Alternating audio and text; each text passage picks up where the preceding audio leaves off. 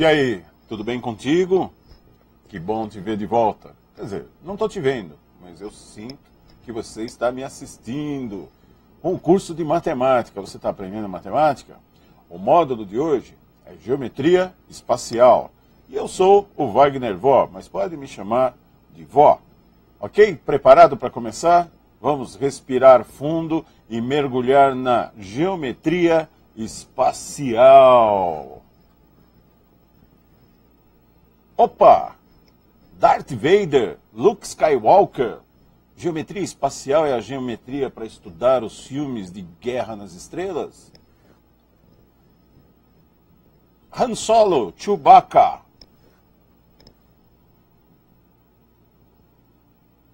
Olha a Millennium Falcon, né? Millennium Falcon, a nave do Han Solo.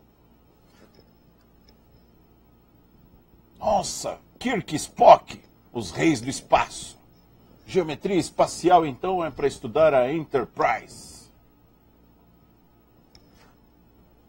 Vamos fazer o projeto da Enterprise? Pois é, gente. Quando eu estudava no ensino médio, e eu vi que no ano seguinte eu teria aula de geometria espacial, eu imaginava tudo isso. Que eu ia estudar sobre jornada nas estrelas, guerra nas estrelas, projetos de naves espaciais. Pois é. Quando eu cheguei na aula, o professor falou: primeiro vamos estudar geometria de posição. Depois vamos estudar os poliedros convexos, os prismas, as pirâmides, os cilindros, os cones, as esferas, os fusos esféricos e as cunhas esféricas. E depois vamos fazer exercícios. Na hora, deu uma decepção, sabe? Eu falei, pô, queria tanto fazer uma nave espacial, projetar um filme, né, de guerra espacial, planetas. E eu vou ter que estudar poliedros, prismas, pirâmides. Pirâmides até que eu acho legal, né? Tem as do Egito, tem todo um misticismo envolvido. Realmente, gente, a geometria espacial do ensino médio é o básico. Né? Você vai aprender essas coisinhas que estão aí no slide, que vão te dar suporte caso você queira seguir, né, uma carreira na área de aeronáutica, na área de espaço. Você obviamente precisa ter estudado geometria espacial. É o básico. Se você olhar o formato de um foguete que levou o homem à Lua, ali tem um cone, tem um cilindro. Então você precisa saber como é que se calcula as medidas do cone, as medidas do cilindro, como vai gastar o material, como é que vai se produzir um foguete. Então precisa saber da geometria espacial. Mas o que você precisa para fazer um concurso, um Enem, um vestibular, é o básico. Né? Saber área, volume, né? Cálculo de altura, essas coisas. Preparados, então? Então vamos ver a geometria de posição. Certo? Geometria de posição é difícil representar num slide, numa tela, porque eu vou ter que representar coisas espaciais, coisas da terceira dimensão. Tá? Então vamos lá, para começar.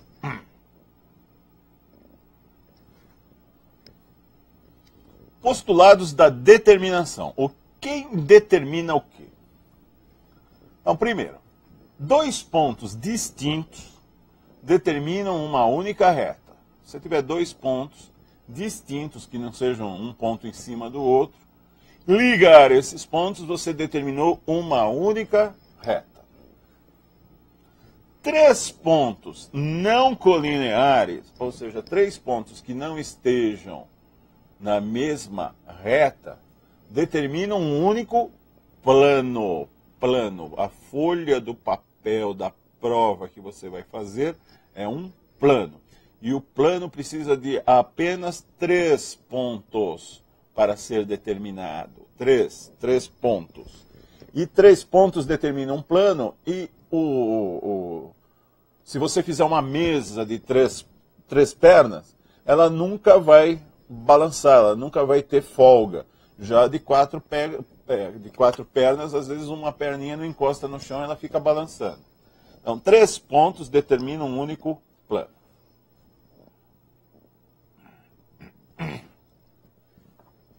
Postulado da inclusão. Se 2 pontos distintos de uma reta pertencem a um plano, então a reta está contida nesse plano. Tá? Se você pegar 2 pontos de uma reta e ver que esses 2 pontos estão em um único plano, a reta também está no plano. Então ela está sobre o plano. Ela não fura o plano, ela está no plano. Então vamos ver as retas concorrentes. O que são retas concorrentes? São retas que estão no mesmo plano e se cruzam num único ponto. Né? Retas concorrentes, elas estão num único plano, as duas estão no mesmo plano, e elas se cruzam em um único ponto, ou seja, elas têm um único ponto em comum, os outros pontos não são comuns. Então, retas concorrentes é isso aí. Retas perpendiculares é um caso especial das retas concorrentes, tá bom?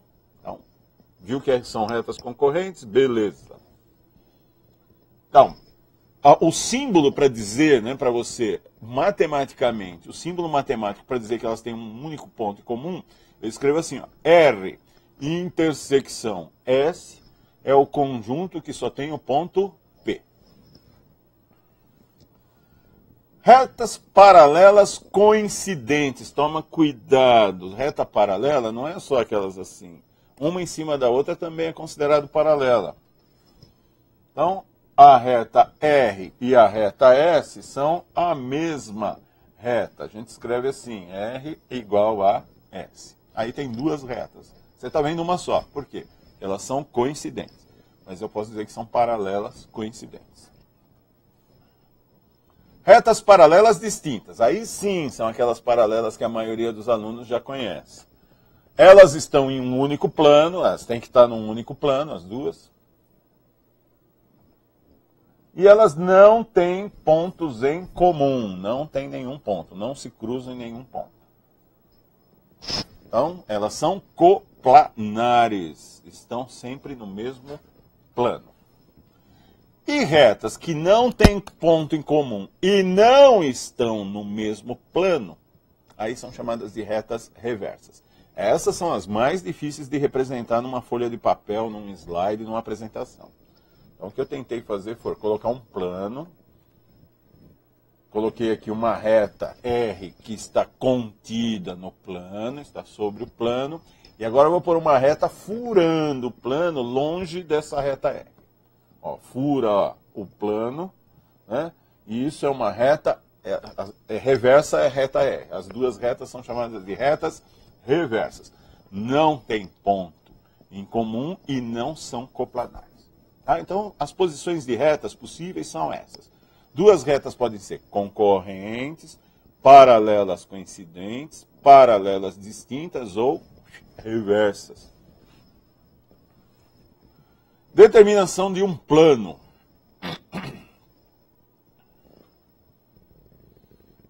Uma reta e um ponto fora dessa reta, dá para determinar um plano. Tá? Como é que você determina um plano? Se tiver uma reta, um ponto fora dessa reta, pronto, você consegue determinar um único plano. Olha lá, um único plano.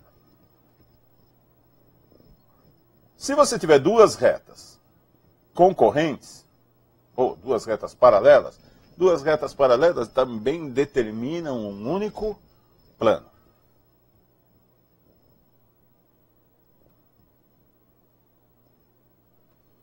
E se tiver 2 retas concorrentes, também determinam um único plano. Então, para determinar plano, certo? Você precisa de 3 pontos, que é o postulado, né? Uma reta e um ponto, 2 retas concorrentes ou 2 retas paralelas distintas. Reta contida no plano. É isso aí. Já vimos, tem todos os pontos da reta, fazem parte do plano. Reta secante ao plano. Secante quer dizer que ela só tem um ponto em comum com o plano. Ou seja, é uma reta que fura o plano num ponto P. Não ponto P, ponto a gente põe o nome, a letra que quiser. Normalmente, quando é o primeiro ponto, a gente põe em P, depois o segundo Q, depois o outro R, e assim por diante. Reta paralela ao plano. É uma reta que não tem ponto em comum com o plano.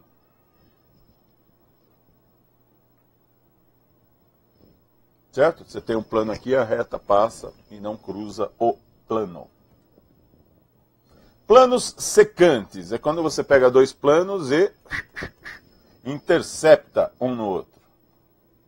Olha aí. Um plano vertical, um plano horizontal, um alfa e um beta, e eles têm uma única reta em comum, que é a intersecção dos dois planos. É isso aí. Geometria de posição é isso. É saber as posições de reta com plano, ponto. O que é distância, por exemplo? O que é projeção ortogonal? Projeção ortogonal. Projeção ortogonal é sombra que forma 90 graus. Então, imagina uma reta secante aqui, ó. Vamos imaginar uma reta secante, certo? E eu quero saber a projeção ortogonal da reta no plano. Então, é como se eu acendesse um holofote em cima do plano e fosse ver a sombra. Então, acende aqui um holofote e pronto, olha lá. Isso é projeção ortogonal. Projeção ortogonal é a sombra da reta, tá? Com o holofote, com os raios de luz formando 90 graus com o plano. E isso, então, fecha a geometria de posição, os principais tópicos da geometria de posição. Aí nós entramos nos poliedros convexos, que são as figuras sólidas. Tá? Então, por exemplo, esse daí é um poliedro convexo que tem uma face inferior, que é um hexágono, uma face superior, que é outro hexágono, é um exemplo, e tem 6 faces laterais aí, que são quadriláteros. A gente representa, então, olha lá, as arestas visíveis com linha cheia e as arestas invisíveis com linha tracejada. Então, essas linhas tracejadas que aparecem aí, quer dizer, isso está atrás do poliedro, é uma região que eu não consigo ver. Vamos ver alguns nomes, então. Essas quininhas aqui, os pontos de encontro das retas, é chamado de vértice. Esse lado, o encontro de dois polígonos, é chamado de aresta. Isso é chamado de face, a superfície, né, de cada superfície da face, é chamada de face. Né? Então, deu para entender? Tem um ponto, uma reta e um plano. O ponto chama-se vértice, a reta chama-se aresta e o plano chama-se face. O Euler, o suíço, né, Leonhard Euler, ele descobriu o seguinte, que se você pegar o número de vértices, subtrair o número de arestas e somar o número de faces, dá sempre igual a 2. Né? Vértice menos aresta mais face dá sempre igual a 2. Então, o que tem mais no poliedro é aresta. Sempre o que tem mais é aresta. Mas o número de vértices mais o número de faces supera o número de aresta em 2 unidades. Certo? Então, olha para este poliedro aí. Você é capaz de ver quantos vértices tem? Tem 6 em cima, 6 embaixo. Tem 12 vértices. Quantas arestas tem? Tem 6 em cima, 6 embaixo. 12. Mas tem mais 6 laterais. 18. E faces, quantas tem? Uma em cima, uma embaixo e 6 nas laterais.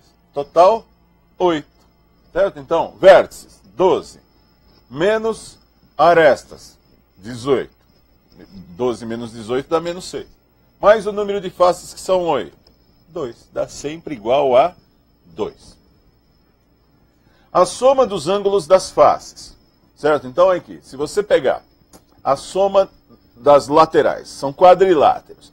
Quadriláteros nós já vimos no curso de geometria plana, que a soma dos ângulos de um quadrilátero é 360 graus. Certo? Já vimos também que a soma dos ângulos de um hexágono são 720 graus. Então aí tem 720 em cima, 720 embaixo e mais 360 vezes 6. Tá? Você pode fazer assim ou simplesmente pega o número de vértices, subtrai 2 e multiplica por 360. Tá? Essas são as duas fórmulas que você precisa saber para quando te pedirem para você resolver uma questão de poliedro convexo. Tá? Mas tem um detalhezinho que os livros normalmente não colocam. É uma pegadinha. Né? Eles não colocam porque acham que o aluno já vai perceber isso. E eu percebo que a maioria dos alunos não se liga nisso. A aresta, o que é? A aresta é comum a dois lados dos polígonos. Veja essa verdinha aí. Ela é comum ao polígono da base de baixo, né, do hexágono inferior, e também é comum ao quadrilátero lateral aí. Então, uma aresta representa dois lados. Certo? Vamos ver isso num exercício? Então, olha o exercício. Um poliedro convexo tem 3 faces triangulares. Opa, faltou o S do faces. 3 faces triangulares. Uma face quadrangular, quadrilátero. Uma face pentagonal. E 2 faces hexagonais. Então, o número de vértices desse poliedro é igual a quanto? Gente, se você tentar desenhar isso daqui, você vai ficar 3 dias. É muito difícil desenhar um poliedro quando falam só a quantidade de faces e qual é o tipo de cada face. Certo? Então, você exemplifica, né? Especifica cada poliedro mais ou menos, cada polígono mais ou menos assim. Olha lá. 3 faces triangulares. Escreve aqui. 3 faces triangulares. Cada triângulo tem 3 lados. Então, é 3 vezes 3. Então, daria um total de 9 lados. Veja, não são arestas, são lados. Aqui está escrito uma face quadrangular. Escreve uma face quadrangular e sabe que cada quadrilátero tem 4 lados. 1 vezes 4, 4 lados. Uma face pentagonal. Escreve pentagonal, multiplica 1, penta quer dizer 5 lados. Total, 5 lados. 2 faces hexagonais. Escreve aqui 2 hexagonais. 2 vezes 6, 12 lados. Quer dizer que se esses polígonos estivessem dispersos por aí, não estivessem unidos através de arestas, eles teriam aí um total de quanto? Não, seria um total de 7 polígonos, né, dispersos, com um total de 30 lados. Certo? Um polígono está aqui, outro está lá, outro está lá em cima. Então, dispersos. Aí, a hora que você vai unir para formar os poliedros, cada 2 lados vão se fundir e virar uma aresta. Então, 30 lados correspondem a 15 arestas. Certo? Então, gente, o número de lados, né, de polígonos tem que ser par, né? Tem que ser par. O número de arestas pode ser ímpar, mas o número de lados total tem que dar par, senão não dá para montar um poliedro. Então, pegou os polígonos dispersos, tinha 30 lados dispersos aí. Cada 2 lados vão se fundir e vão virar uma aresta. Então aí a gente já sabe que quando se juntar todo mundo, vai ser um poliedro. Né? Quando é plano eu falo polígono. Quando é sólido, espacial, eu falo poliedro. Então é um poliedro, será um poliedro com 7 faces. E com 15 arestas no total. Opa, se eu sei o número de faces e o número de arestas, eu jogo na relação de Euler, né, em que o vértice o número de vértices menos o número de arestas mais o número de faces dá sempre igual a 2. Joga aqui o 15 no lugar do A, o 7 no lugar do F, e nós vamos ter aí quanto? Número de vértices igual a 10, né? É isso aí. Alternativa C. Percebeu como é que é um exercício de poliedro? Não vem o desenho, hein, gente? Aliás, exercício, questão, né? Questão de concurso, vestibular, Enem, com geometria, os que vêm desenho, vem figura, conforme a figura abaixo, se prepara. Tá? A maioria não tem desenho, certo? E você tem que interpretar. Algumas vezes fazer desenho é possível. Com coisa espacial é muito difícil, tá? E quando tem desenho, gente, é mais difícil ainda. Eles vão, já que eles deram desenho, eles vão te cobrar coisa muito mais difícil. Vamos continuar. Poliedros regulares. Poliedros regulares são os seguintes. As faces têm que ser todas do mesmo polígono. Tá? E tem que ser tudo igual também. Tá? Ou é triângulo equilátero, né? Ou é quadrado, ou é pentágono, certo? E estudando esses possíveis poliedros regulares, chegamos à conclusão que só existem esses. O tetraedro, ele é formado por 4 faces, e as 4 faces são triângulos equiláteros. Tá? Não é... Eu posso chamar isso de pirâmide, não tem problema chamar de pirâmide. Mas não é uma pirâmide de base quadrada, é uma pirâmide de base triangular. E a figura da base é igualzinha às 3 figuras das laterais. O nome disso é tetraedro. É o mais simples dos poliedros regulares. O segundo é o cubo, que é formado de 6 quadrados. 6 quadrados. Tá? Pode ser chamado também de hexaedro regular. Octaedro é formado de 8 triângulos equiláteros. Dodecaedro, formado por 12 pentágonos regulares. Dodecaedro. E o último é o icosaedro, formado por 20 triângulos equiláteros. Só existem esses 5 poliedros regulares. Também são chamados de poliedros de Platão. Tá? Só existem esses 5. Não dá para fazer mais poliedros regulares. Só esses 5. Tá? Com triângulo equilátero dá para fazer o tetraedro, o octaedro e o icosaedro. Com o quadrado dá para fazer só o cubo. E com o pentágono dá para fazer o dodecaedro. Só esses 5.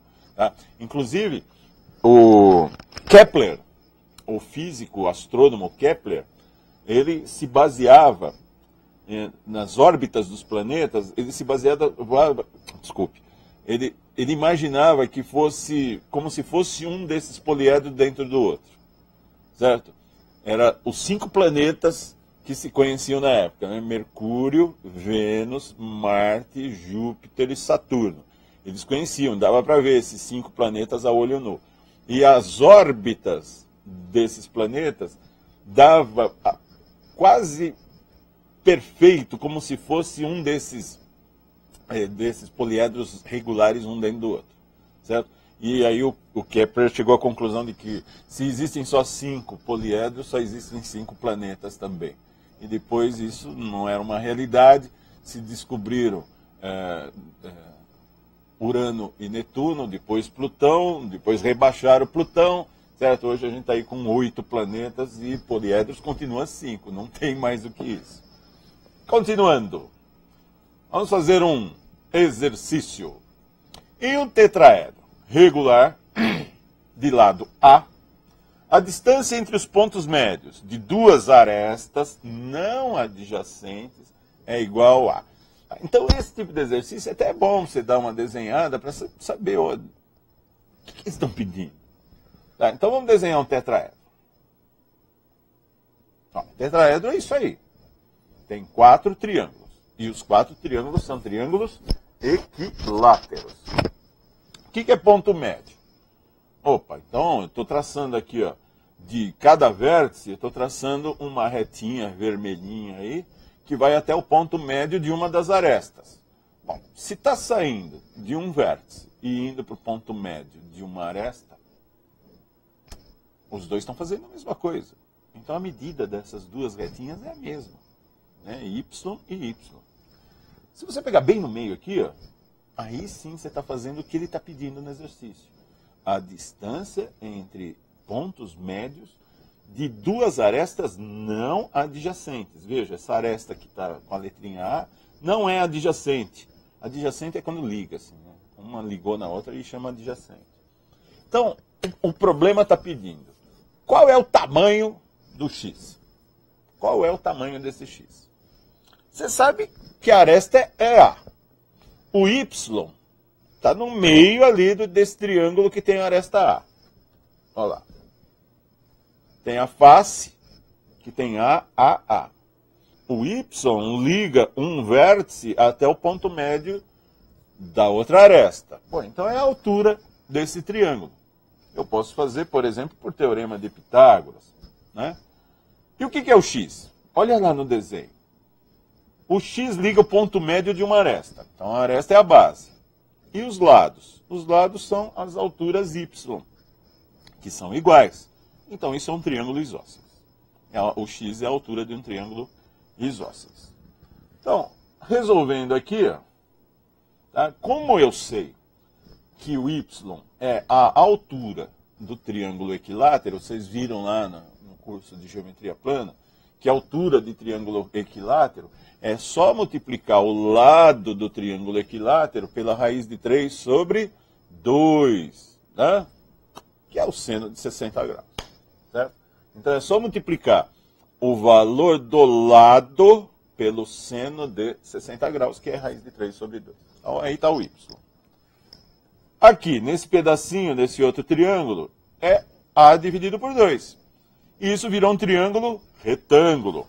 Se é triângulo retângulo, dá para fazer teorema de Pitágoras. Se x ao quadrado mais A sobre 2 ao quadrado igual a y ao quadrado. Pronto, né? Matou a charada. Substitui o y por a vezes a raiz de 3 sobre 2. Fica 3a ao quadrado sobre 4. Passa o a ao quadrado sobre 4 para o outro lado, fica negativo. E vai ficar a raiz quadrada de 2a ao quadrado sobre 4.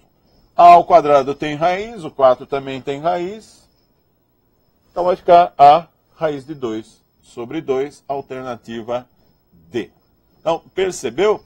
Você usou o conhecimento de geometria plana do triângulo equilátero e o teorema de Pitágoras no triângulo isósceles. Então, geometria espacial não dá para você entender se você não tiver feito o curso de geometria plana. Certo? Vamos continuar. Outro. O cubo de vértices A, B, C, D, E, F, G, H, indicado na figura, tem arestas de comprimento A. Sabendo-se que M é o ponto médio da aresta AE, então a distância do ponto M ao centro do quadrado ABCD é igual a quanto? Então vamos tentar desenhar aqui. Ó, ele quer saber essa linha vermelha aí. Qual é o tamanho desta linha vermelha? É a distância do ponto M ao centro do quadrado ABCD. Isso daqui o que é? Essa linha azul é metade da diagonal do quadrado. Metade da diagonal do quadrado. Ah, esse triângulo aqui, quanto vale essa altura aqui? Metade da aresta do cubo. Certo? Então, para achar o tamanho do tracinho vermelho maior, eu vou precisar saber o tracinho vertical, que é metade da aresta, E o tracinho horizontal, que é metade da diagonal do quadrado. Aí eu faço o teorema de Pitágoras, acabou, porque isso daí é um triângulo retângulo. Tá aqui o x da questão. Vamos pegar agora no quadrado. Vamos ver como é que a gente calcula a metade da diagonal do quadrado.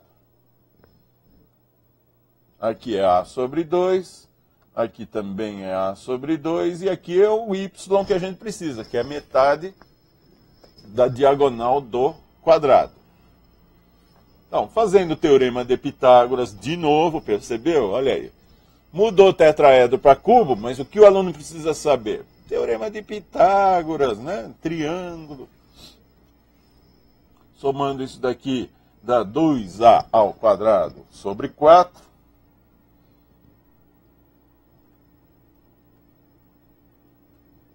Aqui é o x, veja o triângulo que liga o ponto médio M ao centro do quadrado é esse, em que aqui é x, aqui é o y e aqui é a sobre 2, certo?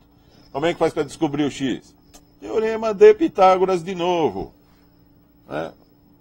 Só que agora eu já sei o valor do y, substituo, y ao quadrado é 2a ao quadrado sobre 4, substitui ali, faz a continha, precisa saber, né, elevar ao quadrado, subtrair fração, né, que está no curso de qual curso?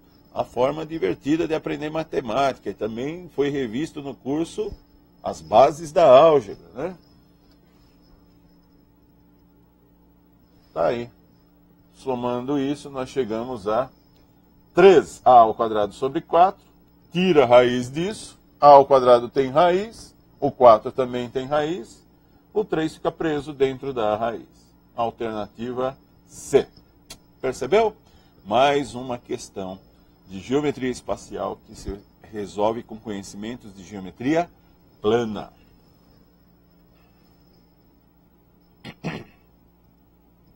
Tá, agora vamos ver os prismas. O que é um prisma? Você pega um polígono qualquer e pelos pontos você puxa um feixe de retas paralelas. Prisma é isso aí. Ou seja, ele vai ter duas bases, isso aqui são as bases, e vai ter as faces laterais. Nesse exemplo aqui, as bases são sempre as mesmas, puxa arestas paralelas, certo? Vai dar outra base igual, e aí você vai ter as faces laterais que vão ser paralelogramos, tá? Paralelogramo. Então, prisma é isso daí. Puxa, um prisma que eu gostava muito era de um chocolate delicioso, era triangular assim, ó. Era um prisma triangular. Acho que chamava Toblerone. Manda um para mim, vai. Adoro esse chocolate. Tá? Então a embalagem do chocolate era um prisma triangular. Esse prisma que está aqui é um prisma pentagonal. Então, a aresta da base, está aí. A aresta da lateral, a aresta lateral, é isso. E isso daqui seria a altura do prisma. Como é que se calcula volume de um prisma? Você vai pegar a área da base e multiplicar pela altura. Sempre. Prisma é sempre assim. Pega a área da base, nesse caso, a área do pentágono, multiplica pela altura. Paralelepípedo reto retângulo. Esse daqui, gente, é o campeão de audiência, né? A maioria dos cômodos residenciais são paralelepípedos retos retângulos, certo? A base, o piso do seu quarto é um retângulo, provavelmente. O teto é um retângulo igual. A parede de um lado é outro retângulo, do outro lado é um retângulo igual. A da frente e a de trás também são retângulos e são iguais. Então, dá algo mais ou menos assim.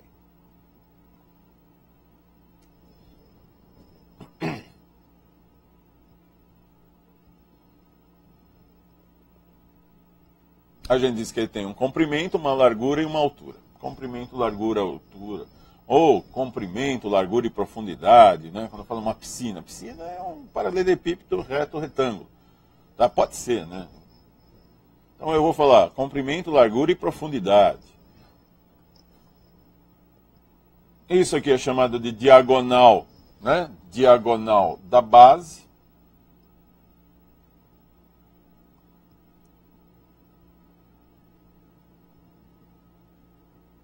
forma um triângulo na base, em que tem a diagonal da base como hipotenusa, a aresta A como sendo um dos catetos, e a aresta B como sendo o outro cateto. Né? Fazendo aqui esta outra diagonal, né, que está ligando vértices completamente opostos, né, vértices, além de não serem adjacentes, eles estão, um é oposto do outro. Um está em cima, o outro está embaixo. Um está na esquerda, o outro está na direita. Um está à frente, o outro está atrás. Então, o nome disso é diagonal do paralelepípedo. Tá? Montando o triângulo, ele tem a base que é D, a altura que é C, e aqui a diagonal Dzão. Tá? O que dá para fazer aqui, gente? Teorema de Pitágoras. Olha lá, D ao quadrado é igual a A ao quadrado mais B ao quadrado. E no outro ficaria D ao quadrado, Dzão ao quadrado, igual a Dzinho ao quadrado, mais Czinho ao quadrado. Substituindo D ao quadrado, que é A ao quadrado mais B ao quadrado, tá aí. É o super Pitágoras. Eu digo que isso daqui é o teorema de Pitágoras tridimensional. A diagonal do paralelepípedo reto, retângulo, é a soma dos quadrados das medidas da altura, do comprimento e da largura. É isso aí. Pirâmide. Então, pirâmide. Você tem um polígono, puxa algumas arestas até um único ponto. Pirâmide é isso. Certo? É parecido com prisma? É. Não tem a outra base.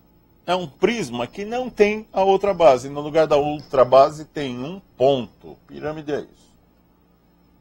Aqui embaixo, ó, aqui em cima é chamado de vértice da pirâmide. Isso daqui é a base. E aqui está a altura.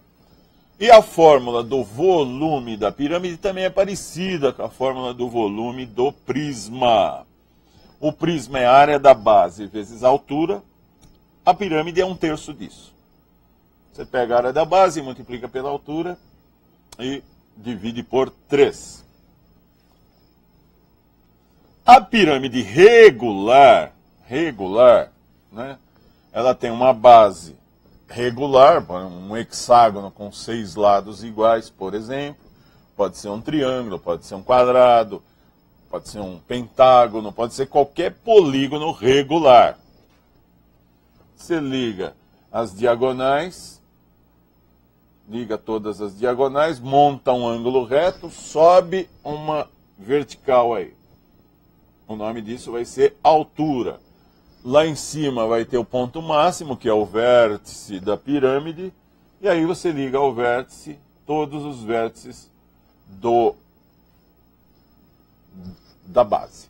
Tá? Isso é uma pirâmide regular. Ela tem a base, que é um polígono regular, e as laterais são todos também triângulos, né, congruentes. Eles não necessariamente precisam ser equiláteros, mas eles são congruentes. Se eles são congruentes, então eles são todos isósceles, né, no mínimo isósceles. O nome da distância do vértice da pirâmide até o meio da aresta da base é chamado apótema da pirâmide. E é masculino, é o apótema da pirâmide. Se ligar aqui, ó, do meio da aresta até o centro da base, aí chama-se apótema da base. Essa linha vertical é a altura. E aqui é chamado de raio da circunferência circunscrita à base. Ou seja, se você pegar um compasso, colocar no centro da base e abrir com essa abertura até o vértice da base, você vai traçar uma circunferência e o hexágono, nesse exemplo, vai ficar todinho com os vértices na circunferência. Vai ficar inscrito na circunferência. Logo, a circunferência é uma circunferência circunscrita à base.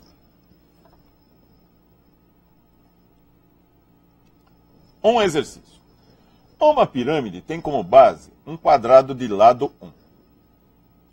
E cada uma de suas faces laterais é um triângulo equilátero. Então, a área do quadrado, que tem como vértices os baricentros de cada uma das faces laterais, é igual a quanto? Tá? O que é baricentro de um triângulo? Baricentro de um triângulo. No triângulo equilátero, né, o baricentro se confunde com o ortocentro, com o incentro, com o circuncentro, certo?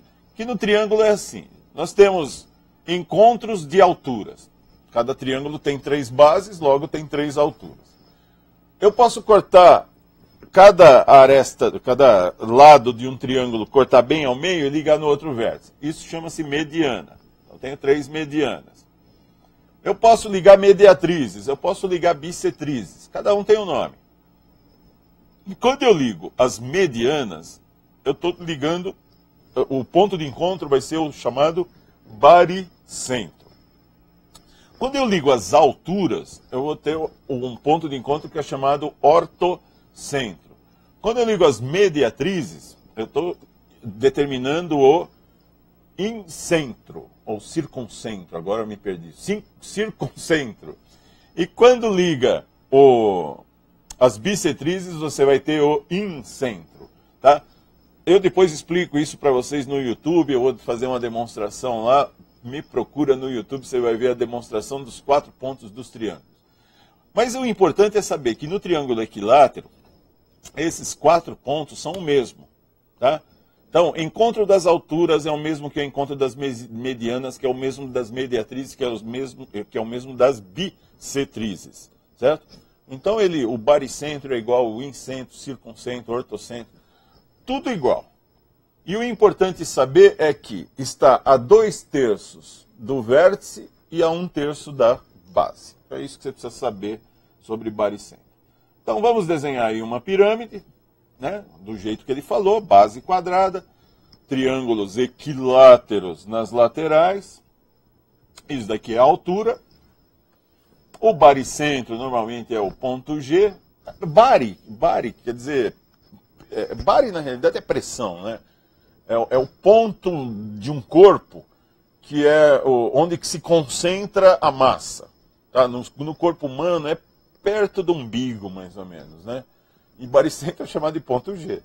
Tá? Então ele está a 1/3 do triângulo, né, da altura do triângulo, né, da base, e 2/3 para cima. Baricentro é isso.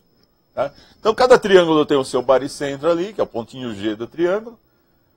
Tá? Se você liga aqui na face lateral da pirâmide, você vai ter essas linhas vermelhas aí que formam um quadrado, tá? Só que ele não quer que você ligue a face, ele quer que você ligue os 4 baricentros. Ele quer esse triângulo aí, tá? Ele quer a área o triângulo, quadrado.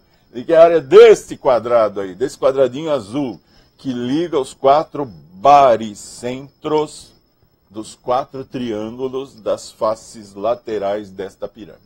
Tá? Então é isso. O desenho mais ou menos é esse daí. Tá? Monta a pirâmide, a 1/3 da altura da pirâmide está o baricentro do triângulo, liga o quadrado vermelho e liga o centro do quadrado vermelho, você vai ter o quadradinho azul aí. E a pergunta é, qual é a área desse quadradinho azul? Tá. Então, se o quadrado está a 2/3 do vértice, o tamanho dele também é 2/3 do quadradão lá da base.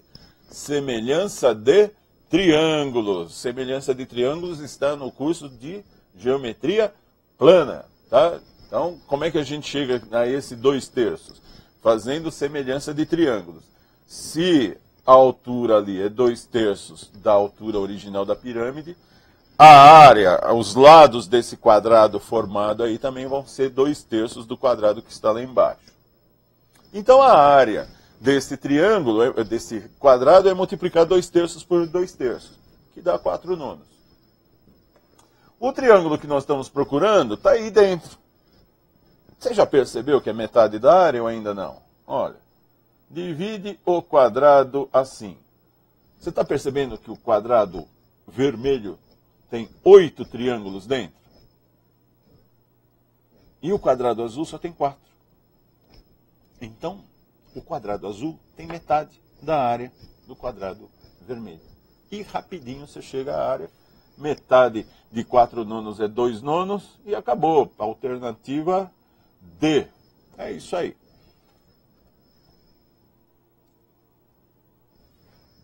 Outro exercício. A figura abaixo mostra uma pirâmide reta de base quadrada ABCD de lado 1 e altura EF igual a 1. Sendo G o ponto médio da altura EF e alfa a medida do ângulo BGA, então o cosseno de alfa vale quanto? Vamos lá? Ó, vamos montar o quadrado da base aqui, olha lá. Quadrado da base ABCD. A diagonal, as duas diagonais, o pontinho F. Está lá montado o quadrado da base. Esse pedacinho aqui é FB e o FA. Olha lá na pirâmide, o que você está vendo? Ó, o FA é o lado de um triângulo. Que triângulo? Vamos fazer primeiro quanto vale esse X aqui. Como isso daqui é um triângulo retângulo, né? O encontro das diagonais de um quadrado forma um ângulo reto, eu posso fazer teorema de Pitágoras. X ao quadrado mais x ao quadrado igual a 1 ao quadrado.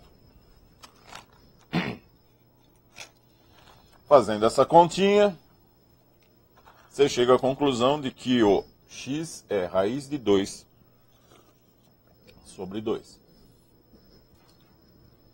Agora monta o outro triângulo. Ó, olha as letrinhas. F, A, a gente já fez o FA, que é raiz de 2 sobre 2. Né? O que é o GF? No texto ele diz que é o ponto médio. O G é o ponto médio da altura. A altura vale 1. Então, isso daí vale meio. Então, para calcular este y aqui, você vai fazer o quê? O que mesmo? Teorema de Pitágoras. Olha lá. Y ao quadrado mais... Opa, igual. Meio ao quadrado mais raiz de 2 sobre 2 ao quadrado. Aí, fazendo isso, você chega à conclusão de que o y é raiz de 3 sobre 2. Né? Faz as continhas, você já viu como é que faz teorema de Pitágoras. Então, percebeu? Você vai lá na base e faz um triângulo. Sobe um pouquinho, faz outro triângulo. Agora vamos para o triângulo que tem o ângulo alfa. Monta o triângulo. Aqui está o ponto G, aqui o ponto A, o ponto B. Olha lá para a pirâmide. Está ali o ângulo alfa. Perceba que o raiz de 3 sobre 2, né, são os dois lados aí do triângulo. A base é 1. Só que esse triângulo não é um triângulo retângulo. Então não vou poder fazer teorema de Pitágoras. E aí, como é que faz para descobrir o ângulo então? Quando você tem os três lados e quer saber o ângulo, você faz a lei dos cossenos. A lei dos cossenos está explicada em 2 cursos aí. No curso de bases da álgebra e no curso de trigonometria, tá? Lei dos cossenos. Então ficaria isso aqui. 1, que é o lado oposto ao alfa, ao quadrado, que dá 1, é igual a um dos lados, que vale raiz de 3 sobre 2, ao quadrado, mais o quadrado do outro lado, menos 2 vezes o produto desses dois lados, vezes o cosseno de alfa. Certo?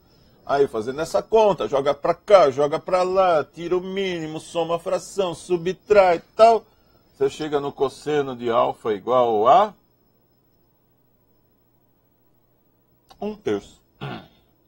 E aí a alternativa correta é a alternativa B. Ok? Muito bom. Vamos continuar. Mais um exercício. O triângulo ACD é isósceles de base CD. E o segmento OA é perpendicular ao plano que contém o triângulo OCD, conforme a figura. Sabendo-se que AO é igual a 3, AC é igual a 5, e o seno do OCD é 1/3, então a área do triângulo OCD vale quanto? Então vamos lá. Vamos pegar o triângulo que tem o AO igual a 3, o AC igual a 5, e aqui o X.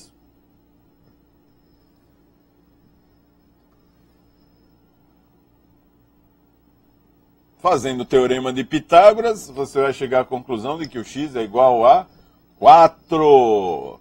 Tá? É o famoso o famoso triângulo 3, 4, 5, que também a gente já falou em outros cursos aí.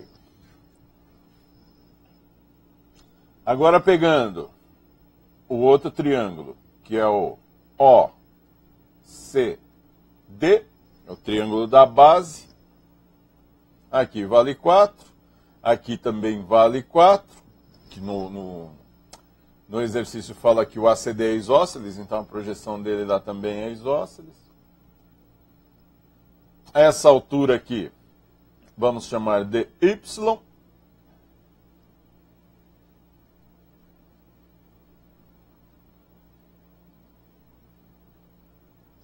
E Y sobre 4 é igual a 1 sobre 3.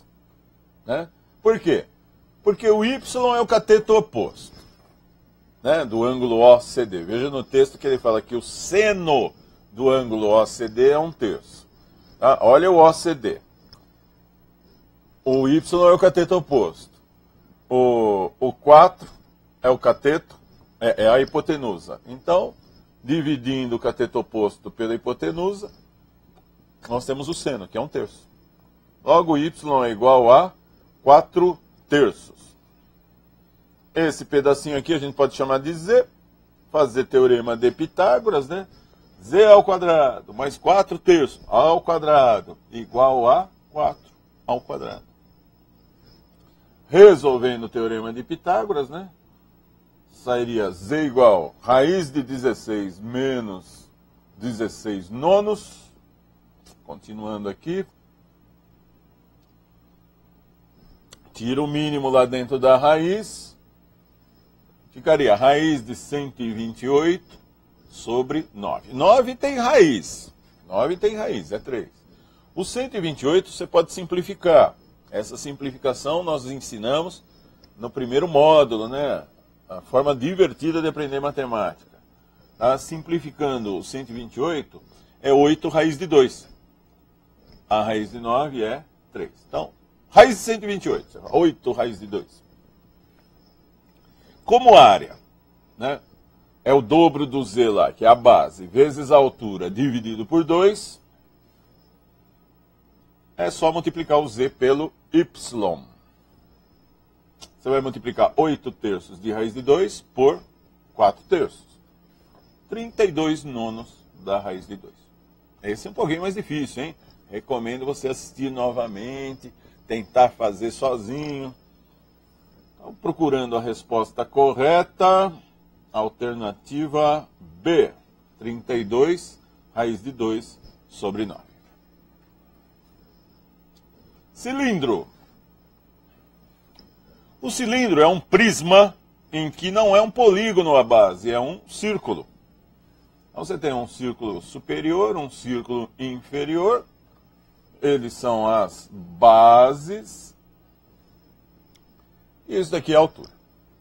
E do mesmo jeito que o prisma, o volume do cilindro é a área da base multiplicada pela altura. O cilindro reto, que é o mais pedido, né, nos vestibulares, nos concursos, no Enem, é quando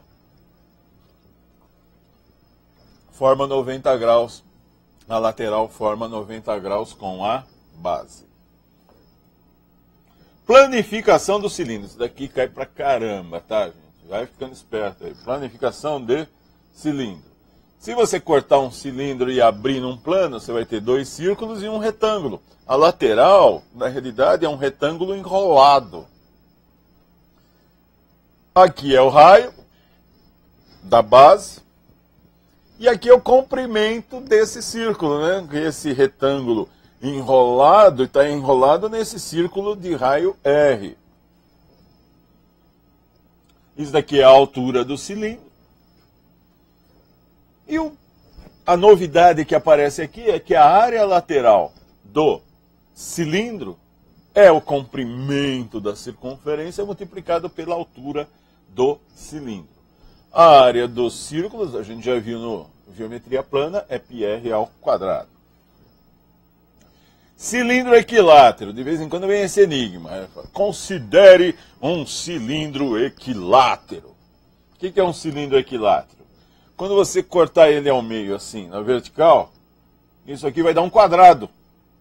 Tá? Equilátero significa, cortou o cilindro em 2 meio cilindros, você vai ter um quadrado, né? Você pegar um tambor e tentar fazer 2 churrasqueiras, certo? Ali teria que ser o quadrado se fosse o cilindro equilátero.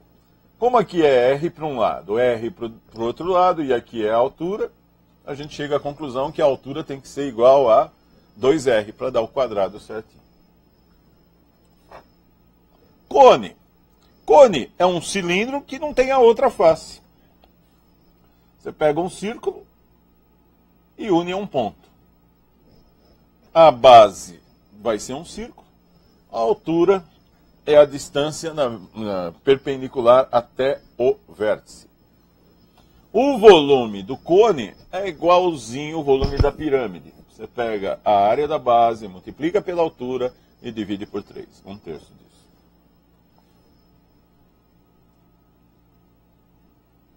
Cone reto é quando a altura do cone forma um ângulo de 90 graus aqui embaixo. Tá? Então eu posso fazer teorema de Pitágoras. Essa lateral do cone, que é chamada de geratriz, é igual, olha lá, forma um ângulo reto, faz o teorema de Pitágoras. A geratriz ao quadrado é a altura ao quadrado mais o raio ao quadrado. Cone equilátero. É um cone que a hora que você cortar ele na vertical assim, forma um triângulo equilátero. Embaixo continua sendo 2R, que é o diâmetro da base, e a geratriz ao lado tem que ser igual, então ela também vai ser igual a 2R. Planificação do cone reto. Tá? Se você cortar o chapéuzinho de aniversário, você nunca botou um cone na cabeça quando foi aniversário de criança? É isso aí, quando você vai comprar aquele chapéuzinho, ele não vem montado, ele vem planificado. Aí você enrola, né? Tem um encaixezinho lá assim, forma o chapéuzinho, bota elástico. Né? Então você vai ter um círculo embaixo e aqui um setor circular, em que o raio do setor circular é a geratriz, né? E ele forma um ângulo ali. Óbvio, né, gente, que só dá para montar cone se a geratriz for maior que o R, né? Então a geratriz, obviamente, tem que ser maior do que o R. A área lateral é π vezes o R vezes o G, essa é a novidade. Vamos para a esfera. O que é a esfera? Esfera é uma bola, é difícil desenhar uma bola, hein? Se eu desenho um círculo, eu desenho uma bola, vão falar que é círculo, e não, é uma esfera. Então eu fiz aí sombreado, colorido, né? Você precisa saber 2 fórmulas da esfera. O volume, que é 4/3 de πr ao cubo, e a área da superfície lateral, que é 4πr ao quadrado, tá? Decora isso daí.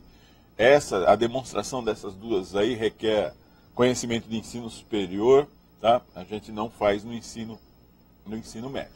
A gente conta para o aluno e fala, acredita na gente, que é o volume é esse. Quando você entrar na faculdade, a gente vai te mostrar como é que chegaram nessa fórmula aí. Se você entrar numa faculdade que não usa a matemática, você nunca mais vai saber sobre a demonstração disso. Seção plana na esfera. Quando você corta a esfera, né? Cortou a esfera, formou um círculo ali. você vai ter aqui o raio da esfera e lá embaixo o raio da seção plana. E aqui a distância que você cortou do centro da esfera até a seção plana. Opa, teorema de Pitágoras de novo, né? O raio da esfera é igual ao quadrado, é igual à distância até a seção plana ao quadrado, mais o raio da seção plana ao quadrado. Fuso esférico. O que é fuso esférico? Aquela superfície de quando você corta uma esfera. Tá? Fuso vem de fuso horário, né? O planeta está dividido em 24 fusos horários. Então essa superfície aí. A gente diz que esse pedacinho aqui, né, bem no centro do fuso horário, é o arco equatorial, né? É um arco, tem tantos graus. E para saber a área do fuso, você faz regra de 3. Regra de 3, não precisa decorar a fórmula, não. Você põe assim, olha. A esfera toda, tem um erro aqui. A esfera toda, de vez em quando a gente faz umas erradas aqui. A esfera toda tem 4, aqui tem um número 4. 4πr ao quadrado, a área da esfera toda. E a esfera toda tem 360 graus. E aí você faz, então, alfa, tantos graus, está para a área do fuso. Então, olha aí, ó, o fuso do mundo, né? Cada fuso desse tem 15 graus. São 24, 360 graus. Cunha esférica. Cunha é o sólido formado pela superfície do fuso. É um gomo de laranja, um gomo de mexerica. Leva mexerica no vestibular, gente. Imagina o cheiro que os seus concorrentes vão sentir. Então, como é que faz o volume da cunha? Você faz regra de 3. 360 graus está para o volume da esfera, que é 4/3 de πr ao cubo, assim como o ângulo que você quer está para o volume da cunha. E a área da cunha é a área do fuso, né, a parte de fora, né, do fuso, mais a área de dentro ali, que vai dar o quê? Vai dar um círculo, né, meio círculo de um lado, meio círculo do outro, a área do círculo. Certo? Então, gente, geometria espacial, a parte teórica que você precisa saber é isso aí, tá? Só que você precisa de muita prática, fazer muito exercício. Eu coloquei o máximo que eu pude aqui para não estourar o nosso tempo. Mas o ideal é você tentar refazer cada um desses, certo? Sozinho, certo? Procurar alguns aí diferentes, tentar fazer novamente, tá? E praticar bastante. Tá? Vamos fazer mais alguns aqui para terminar a aula de hoje. Tá? Então vamos lá. Um cone circular reto está inscrito em um paralelepípedo reto retângulo de base quadrada, como mostra a figura. A razão B sobre A entre as dimensões do paralelepípedo é 3/2. E o volume do cone é π. Então, o comprimento G da geratriz do cone é. E ele dá o desenho, né? Então perceba, né? Quando tem desenho, né, e tem o texto ainda, não é das questões mais fáceis. Né? Então vamos identificar alguma coisa que ele diz no texto. A gente sabe que o volume do cone é 1/3 da área da base vezes a altura. O volume de cone é isso. A área da base vezes a altura dividido por 3. Como a área da base é um círculo, é πr ao quadrado. Então tá aí, a fórmula do volume do cone é essa. E ele deu o valor do volume do cone no texto. Ele fala que o volume do cone no texto vale π. Então a gente já sabe que isso daí vale π. Aqui está o raio do círculo que está do cone, né, da base do cone. O raio, se você olha pelo desenho, é metade da aresta do cubo, né? Ele está no paralelepípedo. A base do paralelepípedo é um quadrado, tá vendo? Base quadrada, A e A. Então o R é metade do A.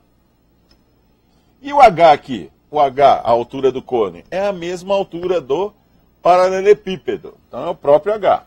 Então H é igual ao B. Certo? Então, fórmula do volume do cone.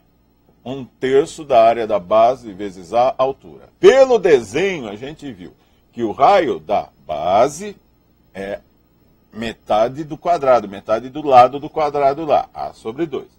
E a altura do cone é igualzinha à altura do paralelepípedo, que é B. Então, no texto ainda diz, B dividido por A é 3 dividido por 2. Então, eu isolando o B, eu posso dizer que o B é o 3A dividido por 2. Certo? De posse dessas informações, agora a gente vai fazer as contas. Né? Então, ó, o volume do cone é π. 1/3 do quê? De π. O que é o R? O R é o A sobre 2. Coloca lá. Elevado ao quadrado. Vezes a altura. O que a altura é? É o H, que é o B. Mas o B é o 3A sobre 2. Pronto, gente. Montou. Agora é a parte das bases da álgebra, né? Cancela o π. Multiplica aqui os denominadores, né? 3, o A ao quadrado vai ficar A ao quadrado sobre 4, 3 vezes 4 é 12, vezes 2, 24, denominador é 24, numerador é 3, A ao quadrado vezes A dá A ao cubo, e aí chegamos a essa simplificação. 1 igual a 3A ao cubo sobre 24. Conclusão, o A só pode ser o número 2, né? Quanto é 2 ao cubo? 2 ao cubo é 8, vezes 3, 24. Dividido por 24, 1. Então chegamos à conclusão que o A é igual a 2. E o B, substituindo, é igual a 3, né? Olha lá, B não é 3 vezes o A dividido por 2? É 6 dividido por 2, que é 3. Aqui está a geratriz. Aqui está o B. E aqui é metade do A, né? Esse triângulo aqui seria metade do A. Então, triângulo que dá para fazer o teorema de Pitágoras. Se o A é 2, metade do A é 1. 1 ao quadrado continua sendo 1. B é 3. 3 ao quadrado dá 9. Então, o G é o quê? O G ao quadrado daria 10. Então, o G é igual a raiz quadrada de 10. É isso aí. Alternativa D. Mais um? Vamos mais um. A esfera epsilon de centro O e raio R maior que zero é tangente ao plano alfa. O plano beta é paralelo a alfa e contém o centro O. Nessas condições, o volume da pirâmide que tem como base um hexágono regular inscrito na intersecção de epsilon com beta e como vértice um ponto de alfa é igual a... E agora, hein, gente? E para desenhar isso aqui, vamos tentar, né? Desenha uma esfera. A da esfera de centro O, raio maior que zero, ela chama epsilon. E agora vamos pôr um plano tangente aí. Tangente por cima da esfera. Tá aí o plano alfa tangente. Tá? Então, lendo o texto. A esfera epsilon de centro O e raio maior que zero, já desenhamos. É tangente ao plano alfa. Já desenhamos. Como se fosse um plano assim, né, em cima de uma bola. O plano beta é paralelo a alfa. E contém o centro O. Vamos tentar desenhar? Olha lá. Ele corta a esfera no meio, se ele contém o centro, ele está cortando a esfera no meio. Tá? E é paralelo ao plano alfa. A fórmula do volume da pirâmide é 1/3 da área da base vezes altura. Diz que a pirâmide é um hexágono inscrito ali naquele círculo da esfera. E a esfera tem o raio R. Então ali vai dar R, R, R. Né? Isso é um triângulo equilátero. E o triângulo equilátero, vocês lembram no curso de geometria plana? Como é que é a fórmula da área do triângulo equilátero? R ao quadrado, raiz de 3 sobre 4. O hexágono tem 6 desses. Então vai ser 6 vezes né? 6 vezes o R ao quadrado, raiz de 3 sobre 4. Essa é a área da base. E a altura? Como é que é a altura desses dois planos aí? Essa altura aqui. Não é o próprio R, né? É o raio da esfera, é a distância do centro até o ponto de tangência, é o próprio R. Então, achando o volume da pirâmide, você pega 1/3, multiplica pela área da base, que é a área do hexágono lá. 6R ao quadrado vezes a raiz de 3 sobre 4. E multiplica pela altura, que é o próprio R. Fazendo tudo isso, e simplificando o máximo aí, ficaria 6R ao cubo vezes a raiz de 3 sobre 12, que simplificando é R ao cubo, raiz de 3 sobre 2. Alternativa E. Mais um. Um fabricante de cristais produz 3 tipos de taças para servir vinho. Uma delas tem o bojo no formato de uma semisfera, de raio R. A outra, no formato de um cone reto, de base circular, de raio 2R e altura H. E a última, no formato de um cilindro reto, de base circular, de raio X e altura H. Sabendo-se que as taças dos 3 tipos, quando completamente cheias, comportam a mesma quantidade de vinho, é correto afirmar que a razão entre X e H é igual a quanto? Bah, então vamos tentar desenhar as taças que ele fabrica aí. Uma taça, olha lá, a primeira taça, uma semi-esfera de raio R. Você já viu uma tacinha assim, né? Metade de uma esfera, raio R. A outra, opa, olha aí, né? Um cone, já viu também, né? Essas tacinhas assim, que é o cone invertido, né? Fala no texto que o raio que o raio do cone é 2 vezes o raio da semisfera. E o outro, né? O outro que é um copo, né? Se ele falou que é uma taça no formato de um cilindro, é um copo normal, né? Em que o raio é X. A altura dos dois aqui é H. Pronto. No texto está dizendo isso, né? Uma semi-esfera de raio R, a outra é um cone com raio 2R e altura H, e o outro é um cilindro com raio X e altura H. Tá. Como é que é o volume de semi-esfera? É o volume da esfera dividido por 2. O volume da esfera é 4/3 de πr ao cubo. Tá? Dividindo por 2, tá aí. Como é que é o volume de cone? Você pega a área da base, multiplica pela altura e divide por 3. É 1/3 da área da base vezes a altura. Tá aí. A área da base é um círculo. Né? O círculo é o π vezes o raio ao quadrado, vezes o raio ao quadrado. Né? Nesse caso, o raio é 2 vezes o raio da esfera. E aqui, como é que é o volume de um cilindro? Basta ser a área da base vezes a altura. A área da base é um círculo de raio X, então vai ficar π, x ao quadrado vezes h. Vamos continuar no outro slide.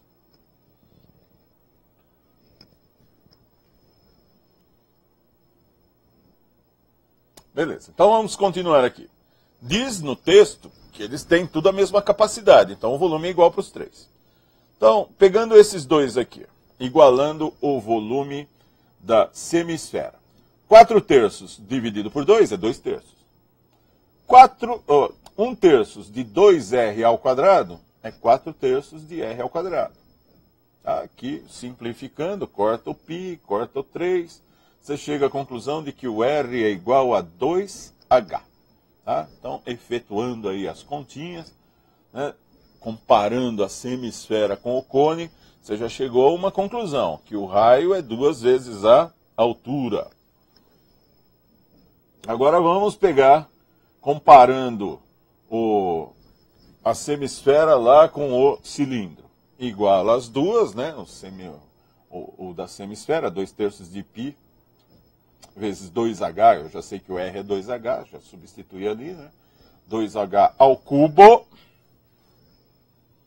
Então vai ficar 2 ao cubo é 8 vezes 2, 16. Πh ao cubo sobre 3. 16 sobre 3, πh ao cubo. Do outro lado continua π, x sobre 2 vezes h.